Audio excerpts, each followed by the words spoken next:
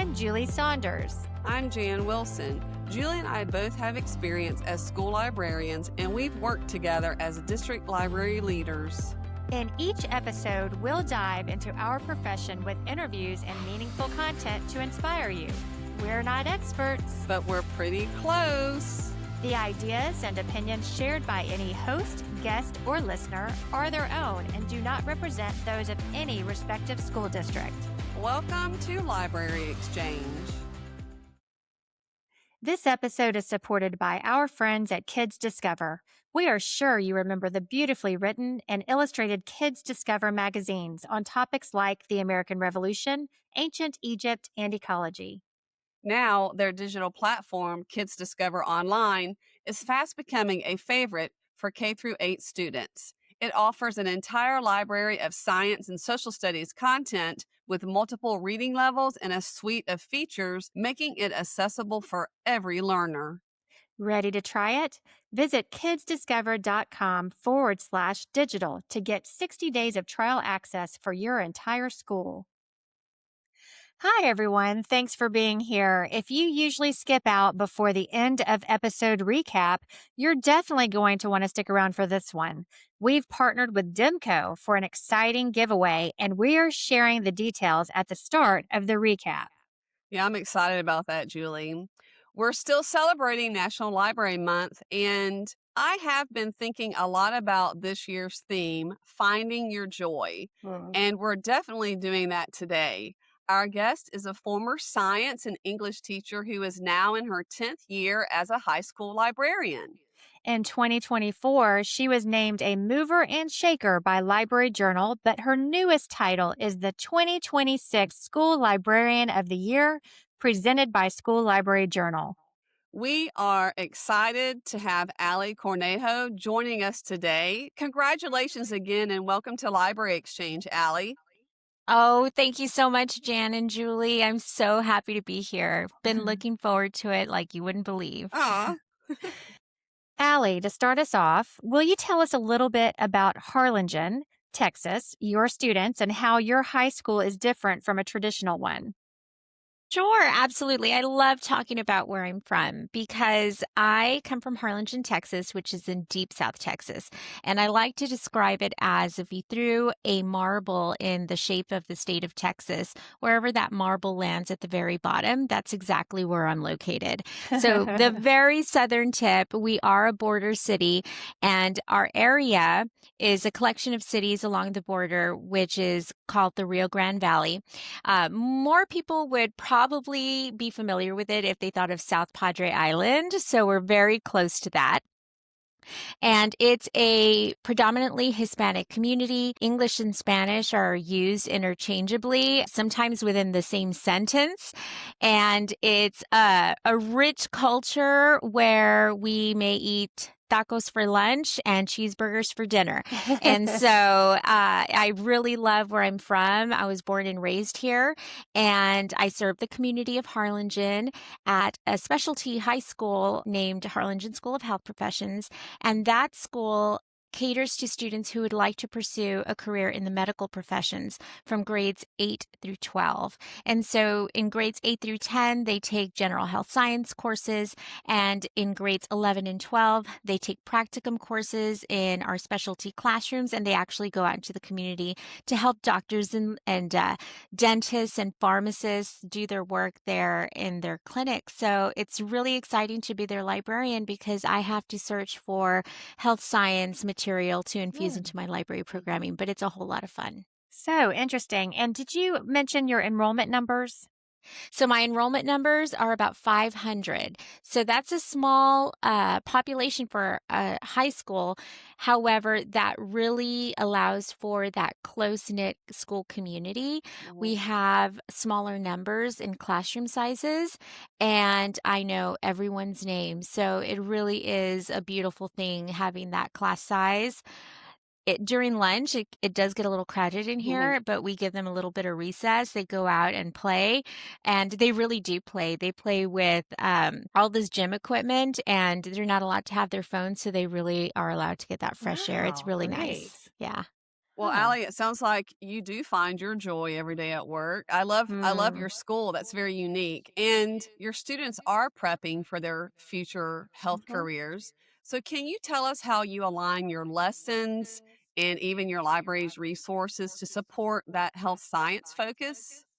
Yes, absolutely. So we're very education technology forward. And what we like to do is extend the lessons that are happening in the classroom and extend them into the library. So usually when the students come in, they're showing mastery of concept or they're showing mastery of their skills. So we try to get creative in ways that they can show that mastery. So, for example, if they're learning about new scientists or doctors for Halloween, for example, we had a special assignment where they came in and they used Canva to make gravestones. I know it sounds a little ominous, but they used gravestones to identify scientists and doctors of the past, and they put details of their accomplishments and when they were born and what were their big wins and Mhm. trophies, so those gravestones came out so beautiful, so creative, and on Canva. So they're learning their graphic design skills. We have biology classes coming in to do mitosis and meiosis on stop motion animation apps on our iPads. And so I teach the skill of stop motion animation. I don't teach mitosis and meiosis.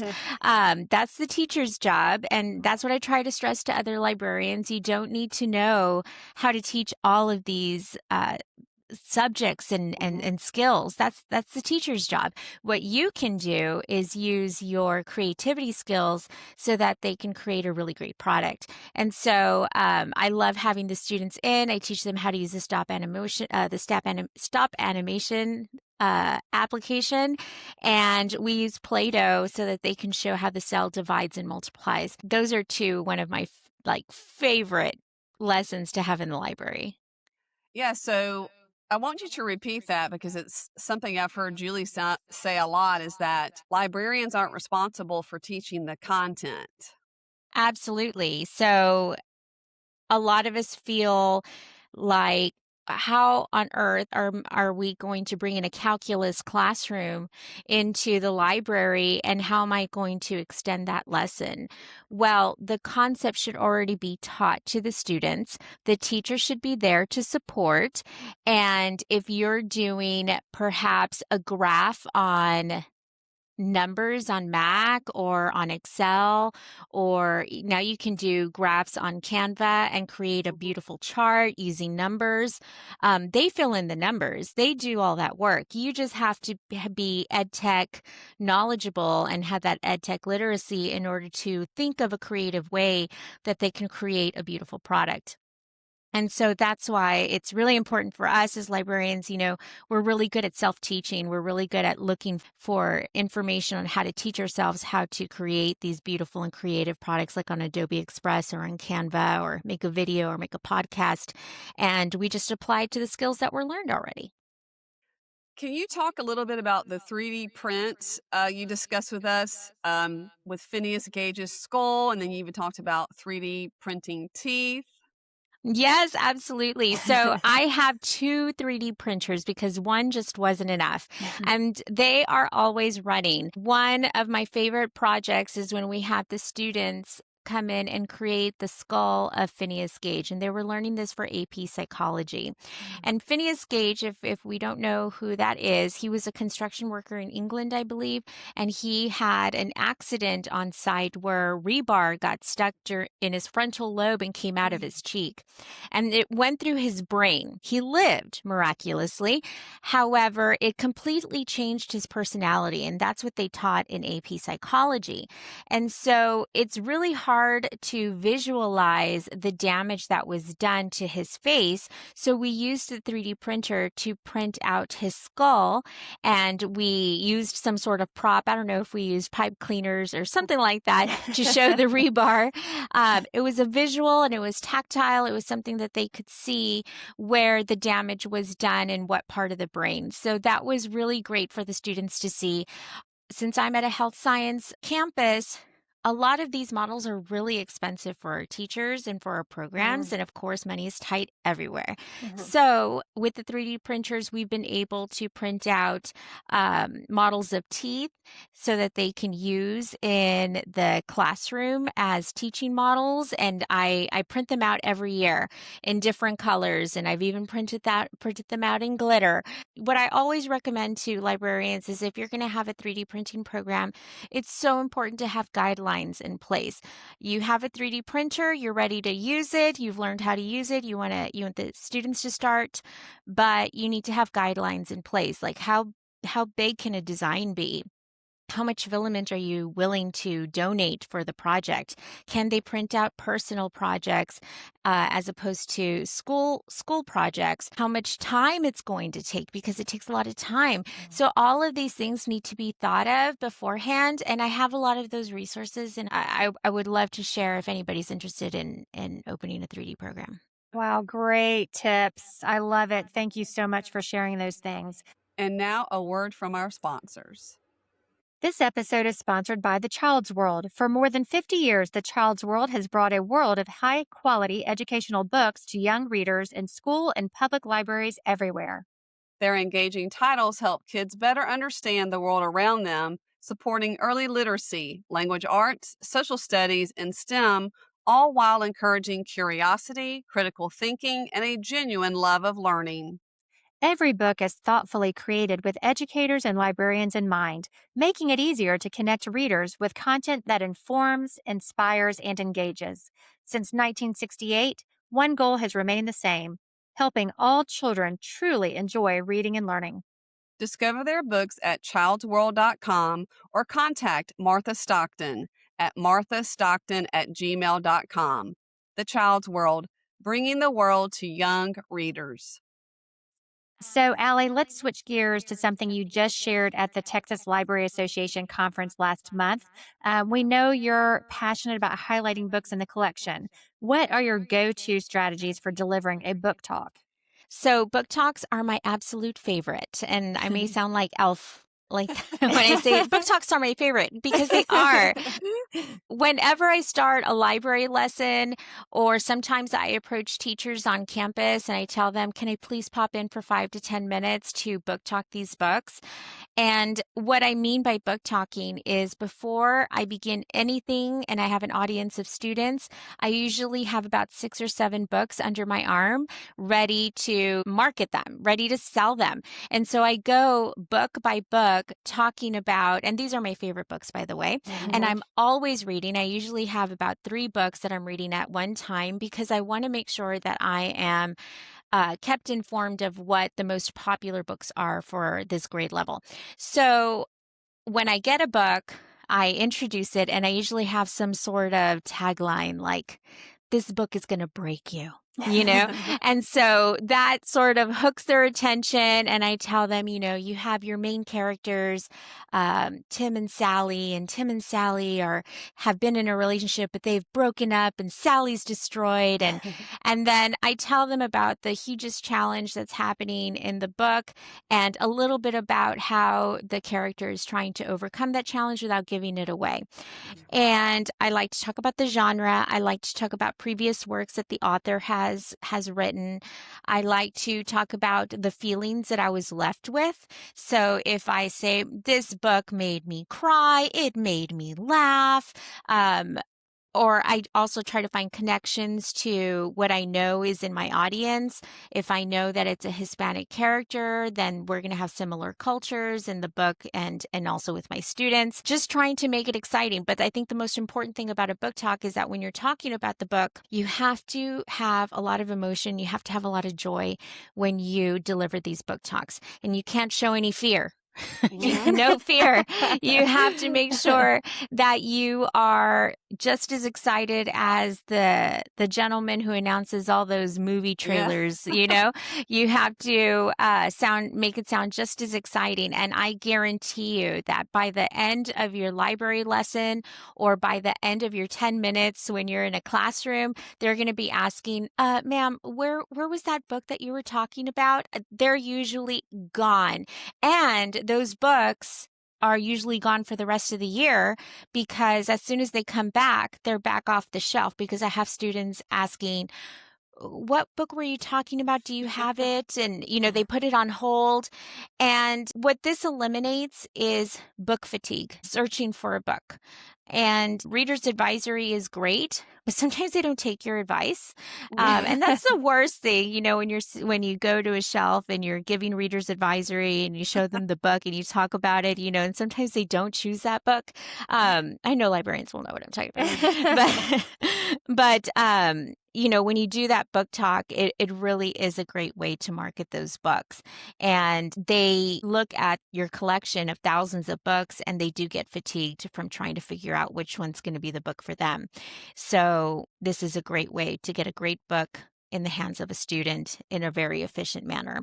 And if we're at a loss and none of that works, I usually have like a little jar just like this, filled with little strips of paper that have titles of books in them. And they're all my favorite books. And I tell them, okay, you can't decide on a book, choose a little strip of paper. And they choose one, and we say, that's the one you're going to check out. And it's usually a success. I love that. That's kind of like blind date with a book in a way, where you're just choosing, and it kind of destiny chooses it for you. Because I know there's also a lot of librarians who will do the book talks, and the biggest fear is they do it so well that all the books are checked out in the first class period. So then what do you do? So it's nice to have that backup plan for when that happens. So those are some great tips. Yeah. Yeah, so Allie, switching gears again, you're navigating and leading AI literacy in your district. So how are you helping your colleagues move past the fear and shift their mindset towards seeing it as a tool? Absolutely. So our district last year, we started an AI task force, and it was mostly focused on creating policy around AI, because there are laws that we have to follow when it comes to AI, and there are parameters and limitations that we need to follow in order to stay safe. A lot of us logged on to ChatGPT without really knowing the fundamentals. We were just really excited that we had this really cool tool. But now that last year is over and we have policy in place, our task force has moved to a new phase where we're talking about the entire operation of our school district using AI. That means our front desk receptionists, our secretaries, our bookkeepers, our registrars, as well as our teachers and students. And so we have a pod for that. We have a pod for digital wellness, because our little ones are looking at screens from bell to bell, and it shouldn't be that way. We need to make sure that we're looking after their wellness and their mental health, and that they're at least looking away from the screen every 20 minutes. And there's a digital citizenship pod, which I'm the lead of. And digital citizenship is a cornerstone of all of our library programming. And naturally, AI literacy would fall into digital. And so district-wide, we're coming up with AI literacy and digital citizenship curriculum for all levels, so that both librarians and teachers can disseminate that to their students. On campus, I am not only a librarian of students, I'm also a librarian of teachers. So I meet with them on a monthly basis to teach some sort of ed tech tool. And lately, when I meet with teachers, I'm teaching some sort of AI tool. But I'm also teaching them the fundamentals of AI. They probably think they know everything, but we start talking about bias, and that these generative AIs are being fed this information, and you don't know from what part of the country that information is coming from. So they've got to watch out for bias. They got to watch out for accuracy, because hallucinations are a real thing. AI would rather tell you a very confident false answer than tell you it doesn't know. And it sounds so real, and you think it's real, but we're starting to talk about those hallucinations and how important it is to verify accuracy. And then we're also talking about the dreaded conversation. Yes, your students are using AI. They go home and they're using it. And that also poses the conversation of equity, though. Not everyone has a personal device that they're accessing AI at home. So then you have students who do have access to AI at home, and students who don't have access to AI at home. So now there's an unequal footing there. And so our school district has decided to embrace AI because we know that it's the future. It's not the present, it's the now. And it's not the future job market, it's the job market now. So we know now that we need to focus on skills of prompt engineering. We know that we need to teach them how to properly use AI, and we need to teach students how to understand what the fundamentals are, because at the moment, I think a lot of students are using it as a shortcut. Mhm. AI is doing the work for them, and who's doing all the learning? AI is. It's getting smarter while our students are skipping out on the skills that they're learning, that they should be learning. And so as a librarian, I'm taking the lead at teaching the fundamentals to both teachers and students. We're having those conversations of digital citizenship, not putting PII into these AI generators, which is personal identifiable information, making sure there's no student names, no date of births, no addresses, and that goes for everybody, the entire school district. And so now I'm teaching the students. I love to use Notebook LM with the students. I think it's a really great tool that shows them how to use AI responsibly, because they feed it the information, and Notebook LM will bring it back in different formats, like a podcast style audio or a video or a slideshow.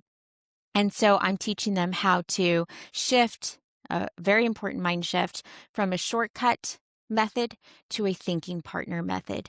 They need to treat AI as a thinking partner, as opposed to taking a shortcut and having the work done in 2 seconds. And I tell them, you're not being as slick as you think you are. We know you're using AI.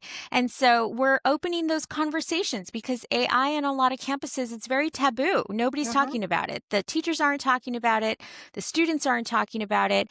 And I think it falls upon us as librarians to bring this conversation out from the shadows, so that we use AI in a responsible and ethical way.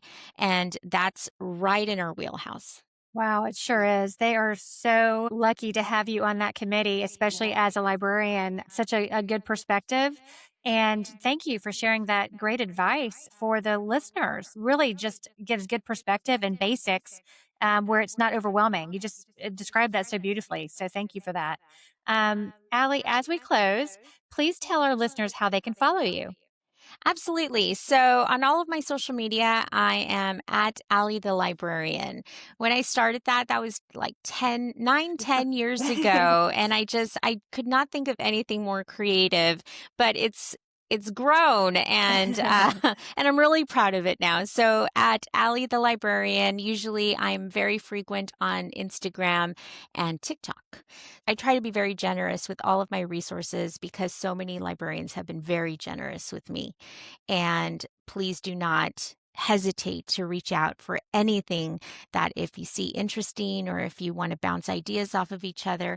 I'm so open to it, because I love librarians and I love the library.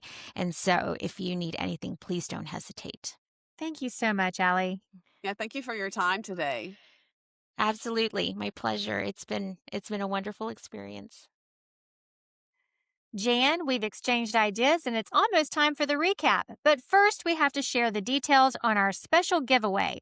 We partnered with the wonderful Bronwyn Bates at Demco to highlight their dynamic shelving line. It's all about flexibility in your library. And one of you is going to win a zigzag counter shelf display of your own. These shelves are total game changers, Julie. You know that. Yes. To enter, just head over to our Instagram at Library Exchange. This Thursday, April 23rd, we'll post a trivia question about this episode.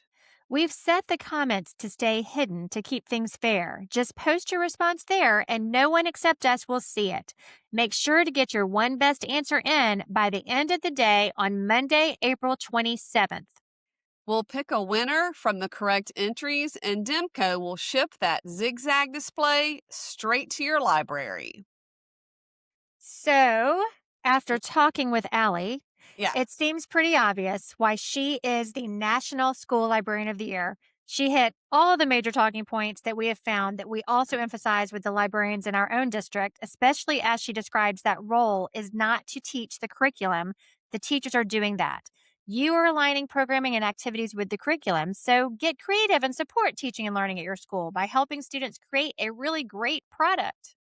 I was so interested in hearing about the high school where she worked and how she supports that health science curriculum with her students and teachers Mhm. by using creative tools and technical skills like the stop motion animation app or graphic design in Canva. Absolutely. And again, having 3D printers isn't just about learning how to use Tinkercad and Hmm. 3D print. It's also about how to reinforce the concepts being taught in the classroom. And it provides students the opportunity to synthesize learning and express what they have learned in a different way. Yeah. Also, we loved her passion about book talks, and I was so impressed with how she grabbed any opportunity she could with students in Mhm. classes to book talk some of her favorite titles. And then for her indecisive readers, she has that choice jar featuring Mhm. her favorite titles. I love that too. I think we both loved Allie's guidance for using AI.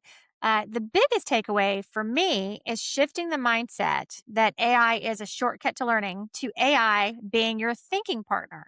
We both know how important using thinking strategies and activities that encourage the thinking process are for learning. Coaching students on how to use AI as a thinking partner is just another one of these thinking instructional strategies. Yes. And you know what, Julie? You can use AI to help you do book talks. That's true. You can type in book talk hook with the title of your book and it'll help you. Anyway, I digress.